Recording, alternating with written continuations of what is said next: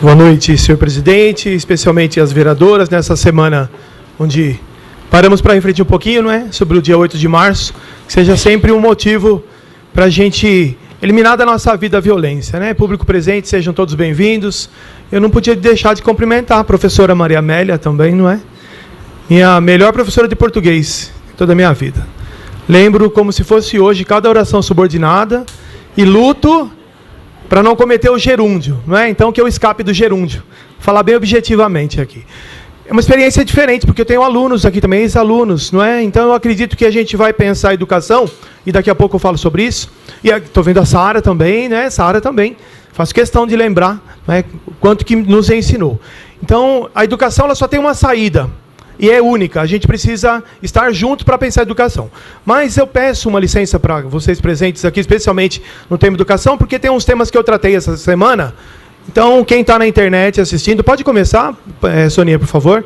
Eu vou passar mais rápido um pouco para que a gente possa desenvolver o tema de educação. Então, falamos a semana passada, falei com o secretário de esportes, Paulinho Palmeiras, juntos cobramos. Então, o que causou um pouquinho o incômodo dos moradores do Morumbi, vocês podem olhar ali na placa.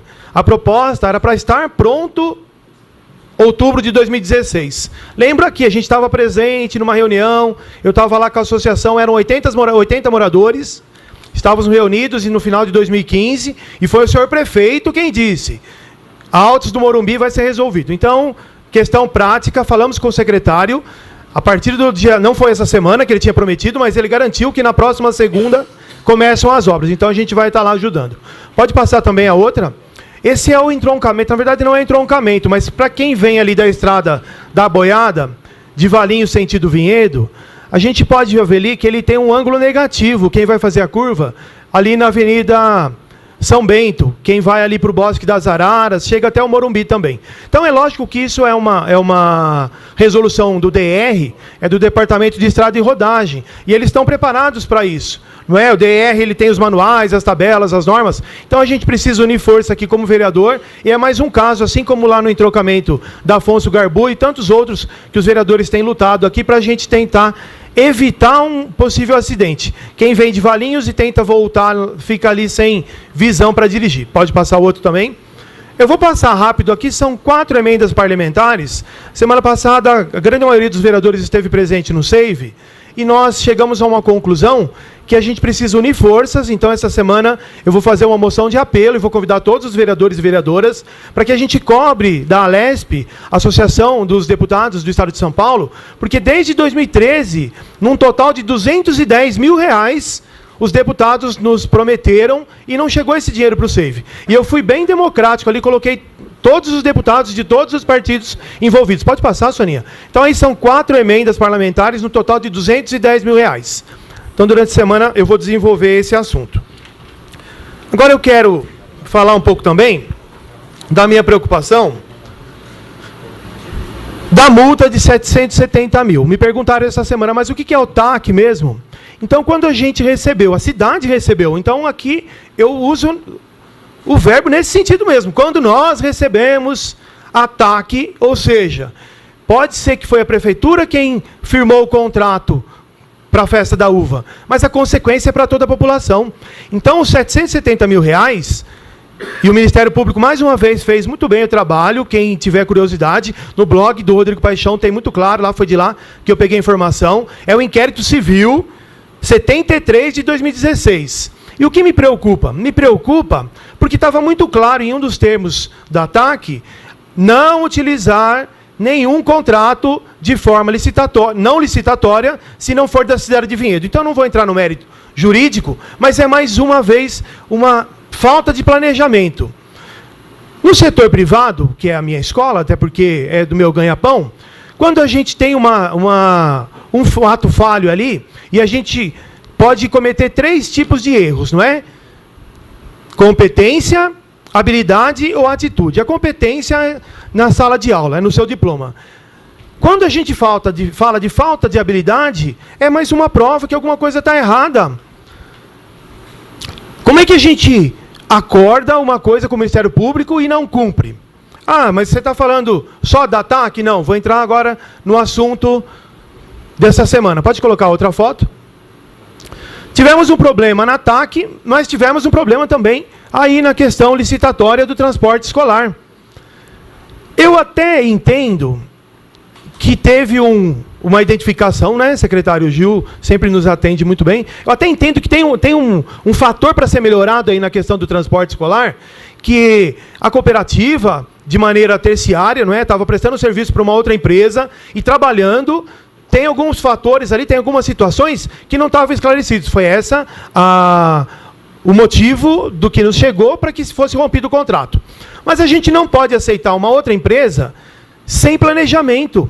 Isso aí é no Cláudio Gomes, na quinta-feira, a gente foi lá à tarde, por volta das 17 horas. Se vocês olharem bem, lá na esquerda, na verdade na via central, teve um ônibus lá que não conseguiu passar.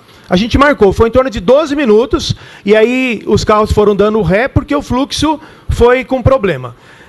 Na sexta-feira, daí, então isso foi no Cláudio Gomes e na integração. Pode passar outra foto? Na sexta-feira, isso é na quinta. Na sexta eu fui em outras escolas, fui na Antônia do Canto, voltei na integração e eles tinham colocado dois, na verdade não são vans, são micro-ônibus, para diminuir o fluxo principal do Pinheirinho. Mas aí a gente tem que fazer essa pergunta. E aqui eu quero entrar no assunto da educação. A gente precisa responder uma pergunta. Qual que é o nosso objetivo educando as nossas crianças pedagogicamente? Porque eu vejo a rede social, e no meu modo de entender é muito claro que a gente precisa diferenciar a educação. Responsabilidades e deveres. Pais, professores e poder público. Eu acho que está mais do que na hora da gente chegar num ponto comum. Pode passar. Na verdade, essa é a última, né? Por que eu estou falando isso? Porque eu lembro sempre de uma frase do Rubem Alves. E o Rubem Alves, para quem gosta de educação, nos ajuda a pensar um caminho da gente rever os nossos métodos educacionais. E eu não vou me atrever aqui a entrar em nenhum tipo de método Piaget ou não, até porque eu não sou pedagogo, né? Dou as minhas aulas de teimosia que eu estou aprendendo também, estou tentando me formar. Mas o Rubem Alves dizia o seguinte: a gente tem tanto curso de oratória, mas ninguém quer fazer curso de escutatória. O final da história que eu vejo, de tudo que aconteceu, da situação dos pais, da situação da escola Dom Matias, a gente está perdendo o foco das ações. No meu modo de entender, eu fui lá. Até porque é justiça. Disse bem o vereador Edu. O IDEB do Dom Matias, desde 2007, na verdade foi quando se começou o Vinhedo começou a participar, ele tem crescido, inclusive acima da meta, de 6,1 que era a meta, a 6,5. Então o IDEB nada mais é do que o Índice de Desenvolvimento de Educação Básica. Como é que a gente pode achar que a escola não está indo bem? Como é que a gente pode achar que tem um problema? Fiz questão de frisar porque a gente precisa eliminar o achar das nossas vidas. Aqui, com seriedade, como vereador, não é, tomo a liberdade de citar a diretora Cláudia. Até porque a diretora Cláudia, ela poderia só pedagogicamente cuidar da Maria Clara, que é minha filha. Mas a gente cria expectativas, não é assim, os pais? Quais são as nossas expectativas? A escola educa, mas a escola cuida, a escola ensina, a escola mostra caminhos. Então, cada um de nós, e aqui falo em nome meu próprio de vereador, sei da nossa responsabilidade. Os nossos exemplos são, de fato, aquilo que vai trazer benefício para a nossa cidade. Mas a gente não pode se eximir de enxergar as dificuldades. E aí, para aproveitar bem o tempo, viu? Porque ficou grande agora esse cronômetro, a gente se empolga aqui, né? A gente não pode se eximir de uma proposta clara que eu faço agora. De fato, diante da situação ocorrida, a gente não vai conseguir voltar atrás, não é? A questão do BO me dói a gente saber que tem um pai e tem uma mãe que, por direito, foi até a delegacia e precisou fazer um boletim de ocorrência contra a escola. Não é? Se a gente pensar bem, pensa a cabeça desse pai e dessa mãe. Que motivo que levou uma família a se deslocar até um órgão público também e fazer uma reclamação como essa? Minha experiência com engenharia de qualidade. 22 anos tratando com autopés, montadoras, inclusive, não pelo fato, mas com línguas diferentes, que é um desafio também, não é? Está muito claro que, falando português todo mundo, já é difícil de se entender. Imagine como é atender um cliente que fala chinês e aprendeu inglês tanto quanto eu. Meia boca, talvez. O que eu estou querendo dizer é que eu faço um desafio para que nós unamos forças. É o único caminho. A gente não vai... Tem tantas histórias, não é? Aquela lençol colocada no varal, a pedra tirada na água, não vai voltar. Mas a gente precisa retomar o que eu falei há 15 dias atrás. Ou a gente tem diálogo de verdade, e diálogo de verdade parte de um simples pressuposto. Falo aqui como pai agora. É uma obrigação nossa, de todos os pais e mães vinhedenses, fazer uma pergunta. O quanto que a gente está fazendo para ajudar as nossas escolas, para ajudar as nossas crianças? Desafio é não generalizar. A gente não pode generalizar hipótese nenhuma.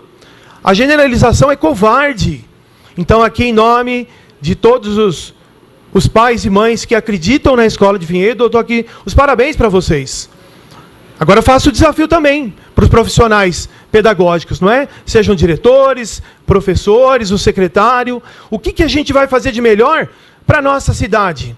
A gente não pode tapar o sol com a peneira. Faltou uniforme, criou um mal-estar.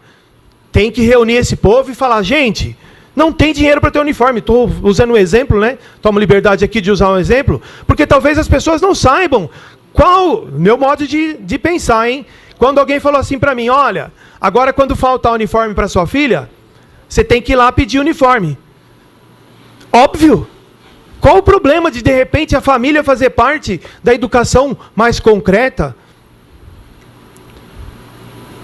Para a gente não ter dúvida, eu dou aqui um caminho que eu acredito que me ajuda, até porque eu sou o cara das normas. Então, se a gente pegar o Estatuto da Criança e do Adolescente, ele encaminha lá no capítulo 4, abre aspas, do direito à educação, à cultura, ao esporte e lazer. No artigo 53, a criança e o adolescente têm direito à educação, visando ao pleno desenvolvimento de sua pessoa, preparo para o exercício da cidadania e qualificação para o trabalho. Abre um parênteses aqui. Nesse exemplo, que infelizmente aconteceu, e a gente tem que unir forças para superar, não é? A gente tem que unir essas forças para a gente chegar para as crianças ali de 6, 7, 8 anos, 10 anos. Como que ele enxerga que ele tem direito à cidadania, ou seja, ele tem direito de abrir um boletim de ocorrência? Mas como que a gente vai fazer essa criança enxergar que, de repente, na escola, se ela não está cumprindo as normas, o pai e a mãe é o primeiro a dar a educação e falar assim, olha, ou a gente tem disciplina, ou a gente não chega num caminho comum. Continua. Direito, igualdade de condições para acesso e permanência na escola. Obrigação nossa de pais, unir forças para que a prefeitura dê condições também. E a prefeitura, naturalmente, com todo o seu empenho, buscar esse resultado. Item 2. Direito de ser respeitado por seus educadores. A gente poderia polemizar, mas eu acho que não é esse o caminho. O respeito, ele é mútuo, ele é necessário, ele é diário, é na sala de aula, é no portão. Respeito que a prefeitura deveria ter tido quando trocou o transporte escolar. Todo mundo tem lição de casa para fazer. Todo mundo tem lição de casa para fazer. Que ótimo que vocês reuniram. Tomara que seja um marco na cidade de Vinhedo. Eu vou falar com todo orgulho de tantos diretores que vieram aqui, tantos secretários que vieram aqui unir forças para que a prefeitura faça o que tem que fazer. Por exemplo, não trocar o transporte escolar e colocar a criança em pé correndo risco. Ou vai falar que eu estou errado? Tem dúvida ainda? Direito de contestar critérios avaliativos, podendo recorrer às instâncias escolares superiores. Isso aqui eu estou passando a maior dificuldade. Que hoje você fala em dar prova, os jovens vão falar assim, mas vai dar prova, professor? Você vai ter que avaliar a gente? Não vai dar tempo de falar, mas eu queria deixar uma mensagem. Na verdade, é um incentivo para vocês. Continuem com esse desafio tão grande. Não é? Que esse desafio, que é mais do que um desafio, é uma vocação. Professor pode até querer ser professor, mas só continua se for vocacionado. Então, a minha mensagem para as famílias de Vinhedo, que nós unamos forças e buscando o bem comum, que a gente vai ter uma educação boa se a gente cuidar dos nossos filhos. Por essa noite é só.